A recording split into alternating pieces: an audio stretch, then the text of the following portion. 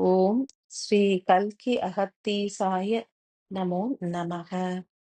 108 தின ஆத்ம காயத்ரி சாதனாவினை மேற்கொள்ளும் அன்பு சீடர்களுக்கு ஸ்ரீ சங்கரன் வழங்கிய அருளுரை.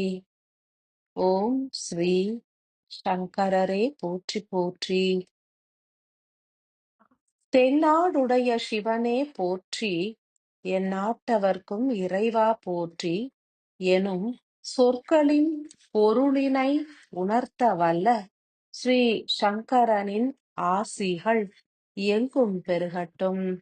மானுட குலமானது தெற்கில் உதித்து கிழக்கினை அடைவதும் தர்மமே, மேற்கினில் உதித்து வடக்கினை சென்றடைவதும் உத்தமமே.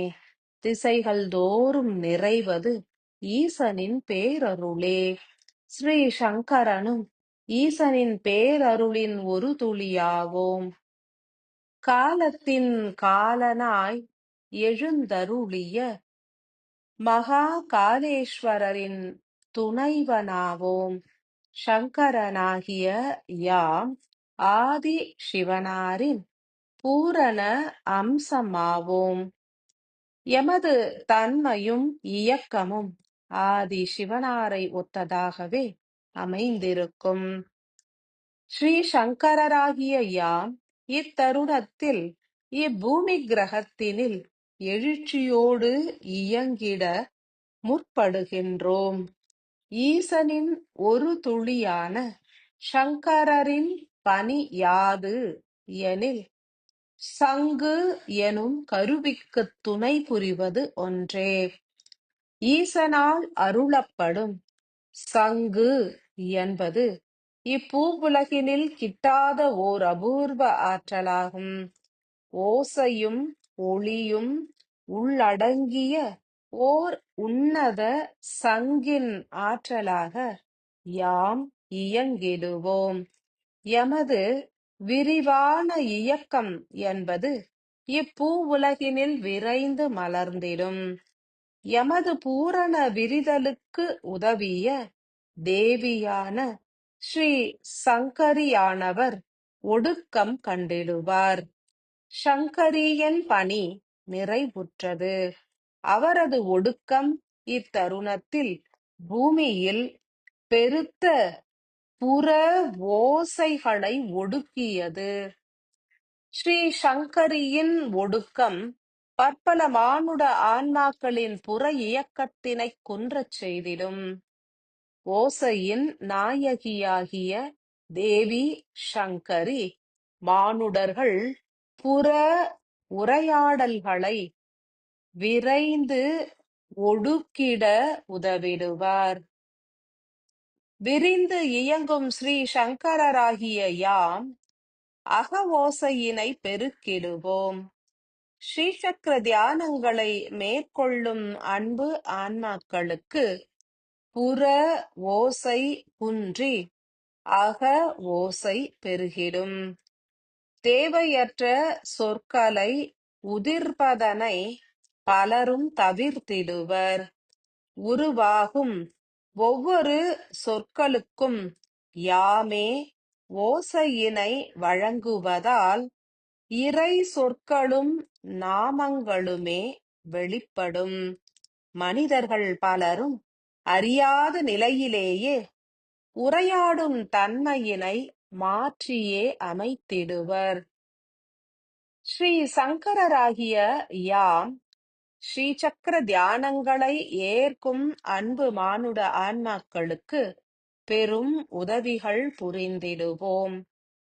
உங்களுடைய ஆன்மாவின் ஒரு துளியாய் வீற்றிருந்து சிறைப்பட்டு விடுபட்டு மீண்டும் சிரசினை அடைந்திட்ட காரணத்தினால் எமது பணி என்பது துவங்கி உள்ளது. தேவி சங்கரியோடு இணைந்து ஒடுங்கிய எண்ணற்ற தேவியரின் கூட்டு முயற்சியினால் உருவான வெப்ப அலைகளினால் யாம் உருகத் துவங்கி உள்ளோம். ஸ்ரீ ஆதி சிவனாரின் ஒரு துளியான சங்கரன் எனும் ஆற்றல் இப்பிரபஞ்சத்திலும் கரைந்து இயங்கத் துவங்கிவிடும். மானுடர்களின் மூளை பகுதியிலும் கரைந்து இயங்கத் துவங்கிடும்.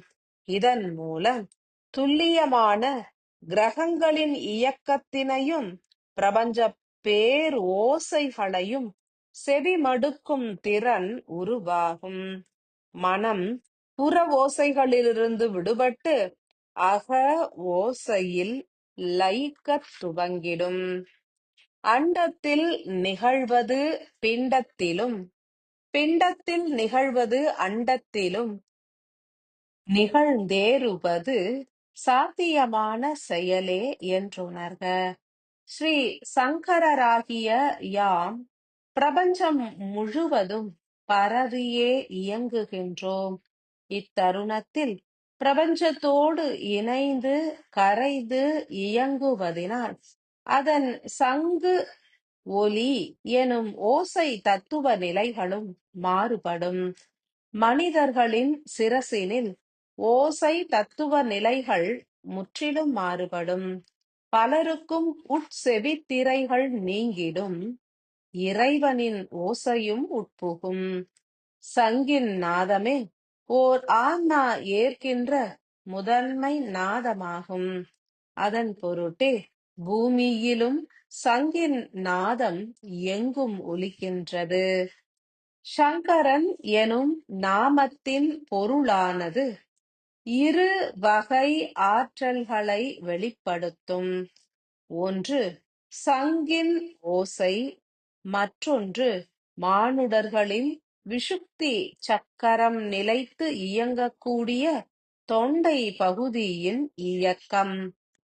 யாம் ஒரு மானுட சிரசினில் உருகி குருதியோடு எமது பாதரச தன்மையினை கலப்புறச் செய்திட்டால் உடன் தொண்டை குழியும் உள்நாக்கு எனும் உறுப்பும் சுருங்கி விரியும். புறத்தினில் அதீதமாய் உரையாடி உயிராற்றலை வீணுறுத்துகின்ற அன்பு ஆன்மாக்களுக்கு யாம் சங்கினை அறுக்கும் சங்கரனாகவும் உருக்கொள்வோம். எனில் தேவை அற்ற உரையாடல்கள் முற்றிலும் தவிர்க்கப்படும்.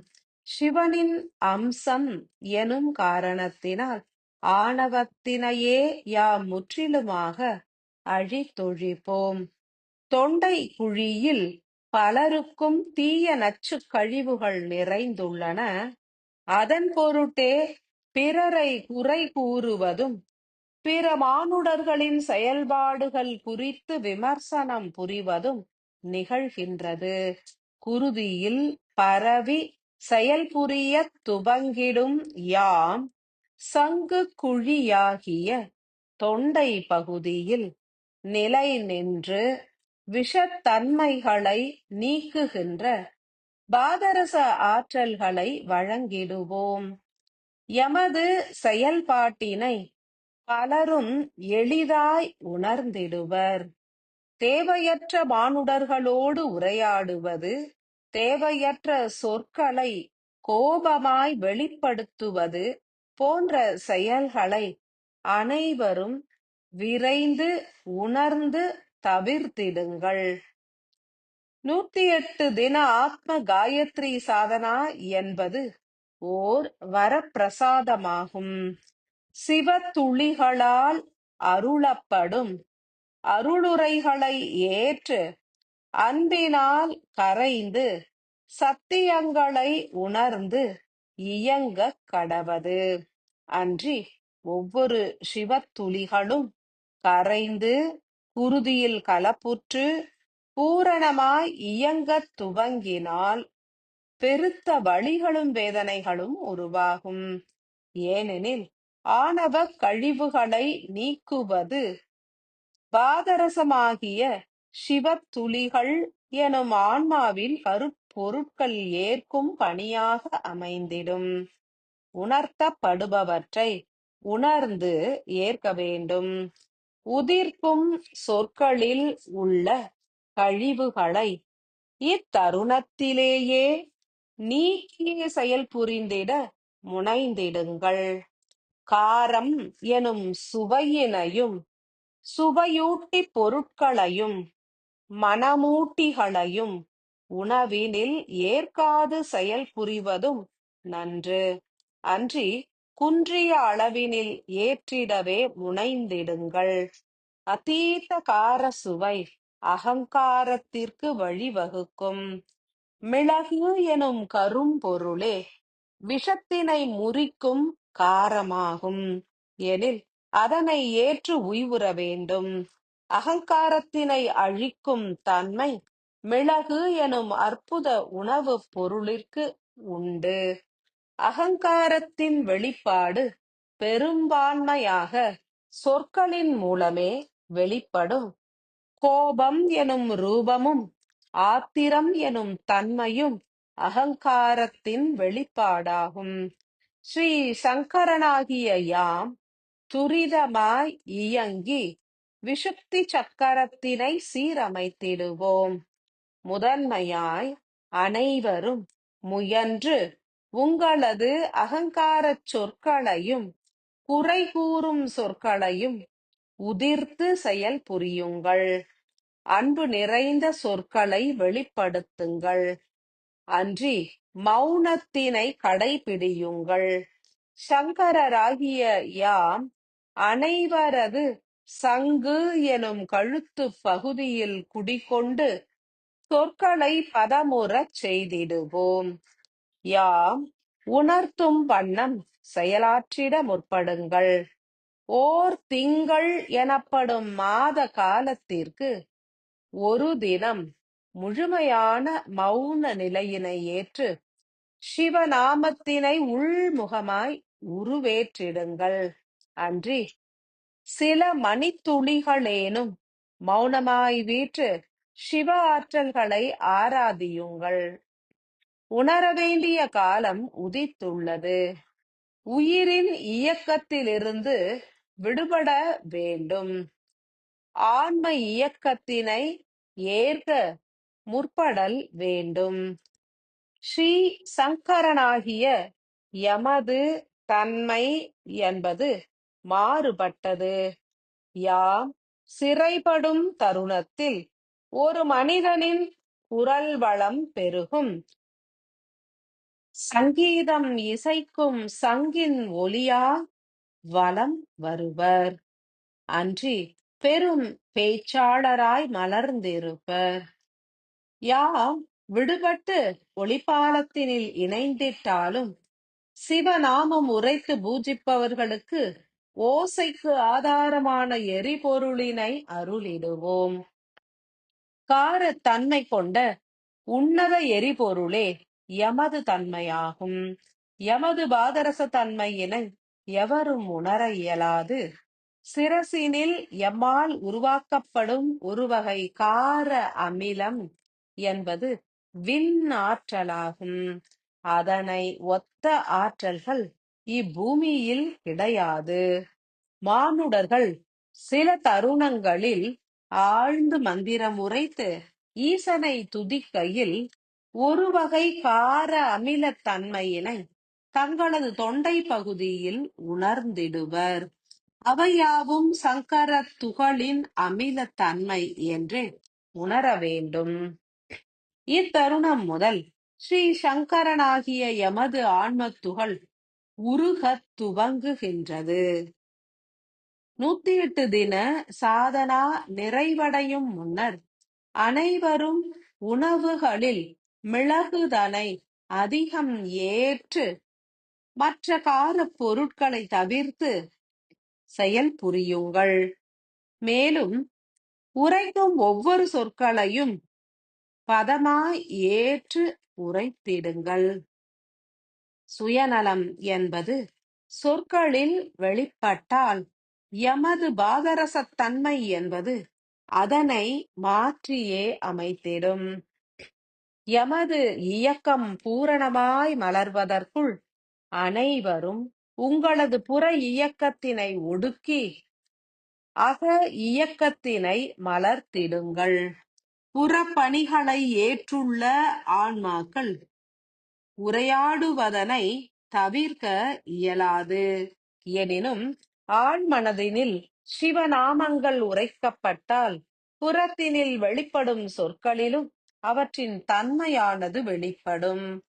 சங்கரனாகிய எமை நாமம் உரைத்து பூஜித்தும் பலன் பெறலாம். பதப்படும் ஆன்மாக்களே கருணை எனும் வாயிலினை திறவு கொண்டிட ஈசனால் தேர்வுறுத்தப்படுவர். தெய்வீக அம்சம் பொருந்திய உங்களது ஆன்மாக்களின் தன்மையினை உணருங்கள். மாயையிலிருந்து வெளிப்பட்டு சத்தியம் உணர்ந்து இறை சன்னதியினை அடையுங்கள். ஸ்ரீ சங்கரரின் பூரண ஆசிகள்.